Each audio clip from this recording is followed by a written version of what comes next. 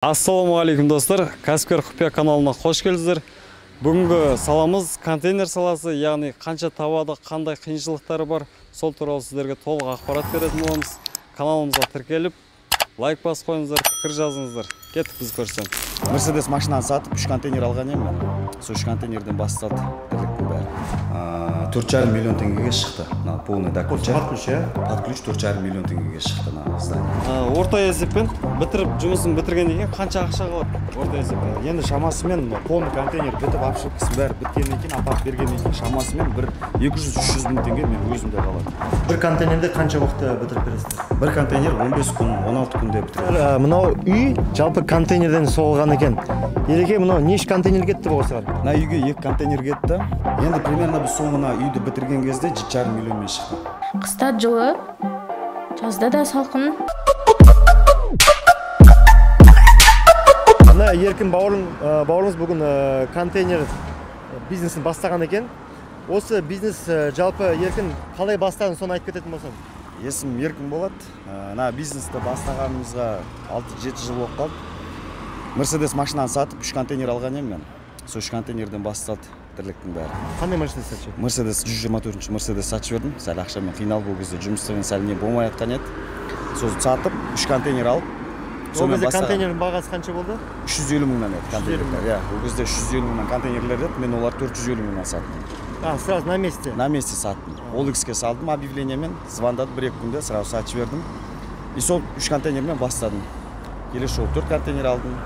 15 контейнерге дейін көтердік.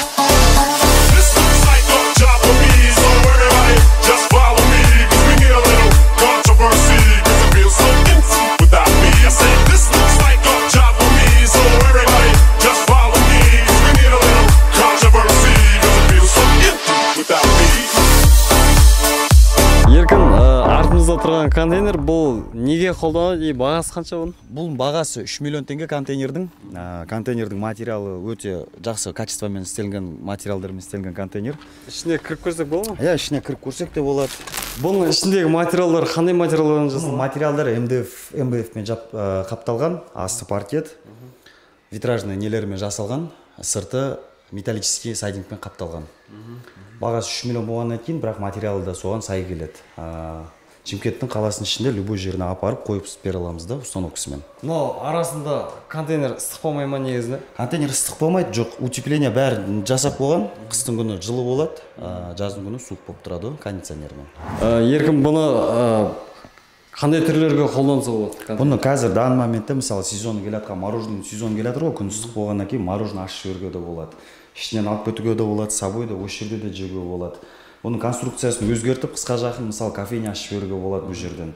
Өзіңіз по вкусу ауыстырып не қыла бересіздер ғой ішін. Мороженый болса мороженый, бургер болса бургер. Ішін обстановкасын өзгерте бересіздер да, дальше істеп кете береді жұмыс. Ереке, мынау негізі қазір келдік мына объектке. Магазин ба, офис па, не бұл? Бұл қымызхана. Бұл қымызхана заказ келгеніне бір 15 күндей болып қалды. 20 адам сиятындай орын негізінде. Бұл передвижный нәрсе. 4,5 миллион теңгеге шықты. Полный документ. Под ключ, Под ключ 4,5 миллион теңгеге шықты здание. Бұл жерге қарағанда негізі 2 контейнер бұл, Иә, жоқ, бұл жерде бір контейнер, просто ауысқан конструкциясы ауысқан. Иә, содан кейін үлкенде болып тұр, 20 адам сиятындай орын бар. Бұл жақсы жері негізі документ қалай болады? Оның документі керек емес, бұл передвижный нәрсе. Оған документ керек емес, любой момент алып басқа жерге апарып қойсаңыздар да болады. Оларға документ қажет емес. Бұл негізі офисте жасауға болады? Офисте жасауға болады, кафеде жасауға болады, общепиттер жасауға болады, кәдімгі тұратын үй жасауға болады. Любой нәрсені істеуге болады, передвижный нәрсе болады. Мысалы мына строительствода көп көреміз, то что строительствода контейнермен жаңағыдай офис істейді. Болмаса жаңағыдай как квартира ретінде жұмысшыларға квартира жасайды. Иә, олай да болады істеуге. Мысалы, стройкалерге апарып, адам жататын жерлерді істеп беруге болады. Еркін, 40 тонналық контейнерден орта есеппен бітіріп жұмысын бітіргеннен кейін қанша ақша қалады? Орта есеппен. Енді шамасымен полный контейнер бітіп ошибкасы бәрі біткеннен кейін, апарып бергеннен кейін шамасымен бір 200-300 мың теңге мен өзімде қалады.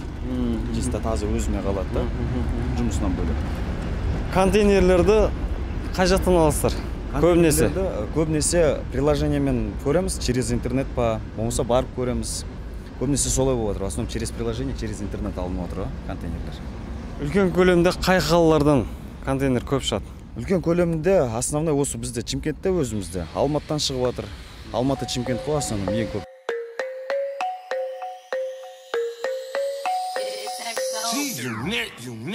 Damn, baby, all I need is a little bit of this, a little bit of that. Get it crackin' in the club when you hear the shit. Drop it like it's hot, get the work in that back. Girl, shake that thing, yeah, work that thing. Let me see it go up and down. Rotate that thing, I wanna touch that thing. Бұған негізі клиенттер қаяқтан келеді негізі? Оған негізінде жалпы клиенттер OLX деген неден келеді, приложениедан. OLX Instagram приложениясынан келеді. Енді біз 6-7 жыл істегеннен кейін уже адамдарды біліп, адамдардың өздері де хабарға шығады. Сарафан арқылы, иә? Сарафан радио арқылы, иә. Клиент дайын разы болған клиент арқылы? Иә, бір-біріне айтып, не қылып, өйткені бәрін устраивать етіп отыр, жұмыстарымыз до ключа полностью гарантиясымен істеп береміз. Уже негізі былай, как электричество полное, иә? Электричество полное, теплый пол, отопление, любой жағынан свет, газ бәрін қосып бере алады негізінде. Машалла. Сондай нәрселер бар. Душевой кабинка, туалет, санузел, отопление, теплый пол, бәрін. Отопление егерде теплый пол емес, ашин отопление болса? Ашин отопление болса, ашин радиаторларды қоюға болады бұл жерлерге. Электричествомен қосылатын радиаторлар бар. Негізі в основном көп қолданатын солар. Ананда үйлер істеп не қылатын болса, уже үйлердің ішіне теплый пол жіберуге де болады. Бұл негізі бұл осы сала бизнес қаяқтан ой келді? Бұл ойға келгенде, сол сәл ақшамен қиналып жүрген кезде машина бар еді, сол машинаны саттым дегендей.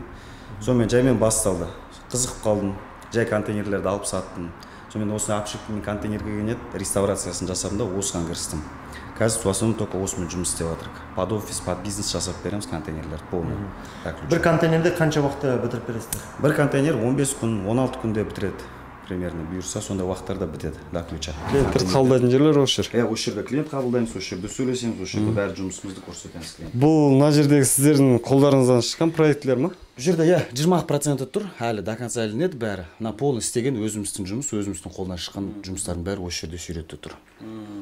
Әлі полный сплошной шығады, мына дуалға дейін бәрін іліп көрсетіп неғып береміз. Өйткені клиенттер келеді, сразу көреді істеген жұмысымызды. Бағана ортада тұрған үйлеріңіз сияқты ғой? Мына үй полный, 2 контейнерден жасалған үй. Бағана көргеніңіздей. Осы үй жасап бітірдік 30 күннің ішінде. Мен байқаймын да, шетелдегі адамдар негізі мысалы Америка дейміз, болмаса Турция дейміз да, негізі олар үйге ақша көп жұмсамайды да. Өйткені олар бәрі бизнеске ақша салады да негізі. И осы YouTube роликті көп көргем. Осындай контейнерде адамдар өмір сүріп жатыр. Жаңағы осы видеоларын көрсететін боламыз. Жаңағыдай 2 этаж салып қояды, болмаса жаңағыдай как с балконмен жасап қояды да, минимальный вложениемен жасайды. Өйткені бұған документ керек жоқ, үйдің документі керек жоқ, передвижный болғаннан кейін, иә? Бұл, документ керек емес оған, и бағасымен сәл арзандау шығады да, материалдарымен ше. Материалмен арзандау шығады. Қанша есе арзан шығады, есепте көрсіздер ме? Енді примерно біз соңына үйді бітірген кезде 7,5 миллионмен шықты. Материалның өзімен 7,5 миллион теңге шықты. Полный до ключа істеп бердік, есік, терезе, ішін полностью жасадық. Үйді 7,5 миллион теңге шеше ме? 7,5 миллионның даже участок қазіргі жағдайда участок алуға қиын ғой. 7,5 миллион теңге участок алуға қиын. Мен өзім ойым кетіп жатыр, біз жаңағыдай рабочий жұмысшыларды көп жаңа квартираларда не қыламыз да, жаңа 90 мың теңге, 100 мың теңге квартира төлейміз жаңа жұмысшыларға да. И ойым кетіп жатыр, мысалы мынау 40 тонник контейнер қанша тұрады? Болады ғой. 40 тонник контейнерлер мысалы простой да былай? Простой 2 миллион 200 шығады примерно. Полный несімен, жататын жерлермен. Екіге бөліп қойсаң? Екіге бөлініп, как положено, полный істеп береміз. Ішін обшивать етіп, утеплять етіп, жататын жер, туалет, санузел. Мен өзім ойлап жатырмын да, жаңағыдай 90 мың теңге, 80 мың теңге квартираға төлеп жүргенше, осындай контейнер 2 миллион теңге алып, любой бір жер болса, мысалы біз мысалы стройка астында стройка жаңағыдай объекттерді үлкен істейміз, сол жерге қойып қойсақ болады, жаңағыдай жұмысшылар жаңа жатады да, зато квартира тегін. Бір жылда ақтайды екенсің. Егер біздің көрермендерден келіп сіздердің осындай бизнестеріңіз ұнады, үйренгіміз келеді деген клиенттерге қандай ұсыныстар айтасыздар? Үйретуге болады, әрине үйретуге болады. Келіп сөйлесіп, осы жерде ақылдасып, нелер нақып кетсе болады, советтерді алып кетіп, үйренсе де болады. Бәрін үйретеміз, көрсетіп береміз. До конца, пока өзі аяғына тұрып істемегенше, қасына көмектесіп үйретіп жібереміз. Ақша жағы қалай болады? Тегін сорпасы сатылмайды дейді? Ақша жағын енді мысалы пәлен түген деп көп деп айтпайын, 200 мың теңгеге үйретіп, полностью дайындап чтобы ертең өзі кәдімгідей бөлек кәсіпкер болып өз жұмысын істейтіндей сондайға дейін үйретіп береміз. Осындай өздеріңіз сияқты сондай бизнес осындай өздеріңіз сияқты дәрежеге шығарып бересіздер. Дәл солай. Өзі бөлек шығып, өзі бөлек істей береді да, ешкімге. Мен деген достар, мынау үй жалпы контейнерден соғылған екен. Ереке, мынау неше контейнер кетті бұл осыған? Мына үйге 2 контейнер кетті. 120 квадраттан шықты осы үй. 2 контейнерден жасадық, черный потолокпен үстін жаптық. Полный утепление жасадық, теплый полмен. Мынау сырты сайдинг па? Сырты, я. Пластиковый сайдинг. Пластиковый. Пластик сайдинг сыртымен қаптадық. Санузел бәрін ішіне тастап қойдық, жидкий обоймен. 30 күннің ішінде осы үй бітті ғой. Құрметті достар, бұл үй негізі қайырымдылық қорға берілген үй екен да. Және осы жігіттер үлес қосып соқ берген екен. Қаншаға түсті қаражат? Бұл үй 2020-да соғылды. Сол кезде 6 миллион теңге шамасымен шықты. 6 миллионмен шықты. Үй 6 миллион теңге негізі қазір соғы мүмкін емес. Негізінде қазір мүмкін емес, енді бір 7-8 миллион шығып қалады қазіргі бағамен. Сәл қымбаттағанымен материалдың бәрі. Қазіргі бағамен бір 7-8 миллион салуға болады осында. Полный бір сплошной үйді.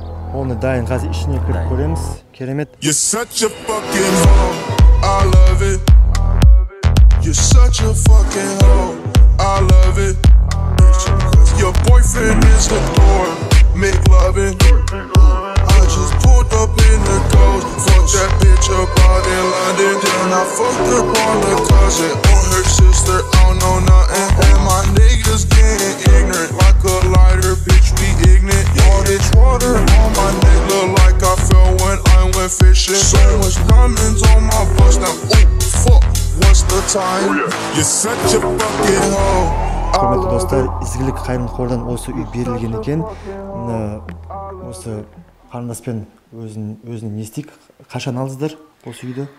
Өткен жылы осы июль айында кірдік, біріне кіріп, сөйтіп осы үйді алдық. Салып берді ізгілікте жарысайық деген қор көмектесіп, үйді салып, Арман аға да көмектесіп, сөйтіп осылай осы үйге кірдік. Қыста жылы, жазда да салқын, осы жақсы өткізді қысты. Контейнерден салынған рас қой? Иә, контейнерден салынған рас. Көрдіңіздер ғой? Басынан аяққа дейін. Иә. Бірақ ешкім айтпайды бұл үйді контейнерден салынған деп. Ешкім білмейді. Бірақ бәрі осы жаңағыдай кірпішпен неден салынған үй сияқты болып көрінеді дейді. Осы Қайнарбұлақтағы ең әдемі сырты үй біздің үй деп есептеймін ғой. Машалла, құтты болсын. Қараса уже кухня да бар, спальня да бар, гостиная да бар, холл да бар, санузел, жаңағыдай душевой да бар екен. Қыста жылы ғой, а? Қыста жылы, иә. Жазда ыс кетпейді ма? Жоқ, қатты ысымайды.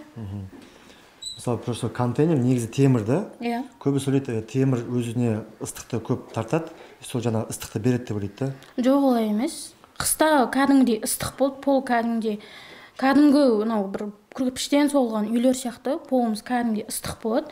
Жазда ыстық емес, өзімізге жайлы. Рахмет, құтты болсын тағы да. Мына құрметті достар, егер де контейнерден үй салам десеңіздер, болмаса офис, болмаса және де тағы да под бизнес салам десеңіздер, біздің кейіпкеріміз номерін тастап кетеміз. Міндетті түрде хабарласыңыздар. Еркін, сіздерде мысалы проектімен келген кезде осы жерден таңдап ала ма, или мына жерде альбомнан көріп ала ма, или қалай болады? Проекттің негізінде бұл жақтан да таңдаса да болады, каталогпен де таңдаса болады. Негізінде өздерінің ойларымен келеді, болмаса совместный проект жасауға да болады, осы жерде отырып, сызып, келісіп, қалай не болатын, совместно істеуге де болады. Болмаса өздерінің проекттермен келсе де болады, таңдап алса да болады. Бізге разница жоқ, біз бәрімен істей береміз. 40 тонналық контейнерге, проектісімен келген кісіге оған жобасы қанша күн кетеді? 40 тонналық контейнер болса, жобасымен бір 5-6 күннің ішінде бітеді ол контейнер. 40 тонналық контейнер болса, если стандарт тапшырысымен болса, 5-6 күннің ішінде бітеді. Если сыртқы фасад сайдингімен істелінетін болса, ол уже 15-16 күнге дейін барады. Жалпы бағана қарындаспен сөйлесіп кеттік қой, сол қарындастың күйеуі екеуі, бір інісі бар, бір сіңлісі бар екен. Жалпы оларды детдомға әкетеміз деген. Яғни бұлардың әке-шешесі жоқ, жетім жесір семья. Жалпы бұларға осы компанияға жаңа Еркін мен Арман да бұл жерде сол компанияларға срочно бір айға срок берілген, қайырымдылық қордан жаңағыдай сондай клиенттер келген, срочно бізге жасап бере аласыздар ма контейнерден, и качество жағынан жауап бере аласыздар ма?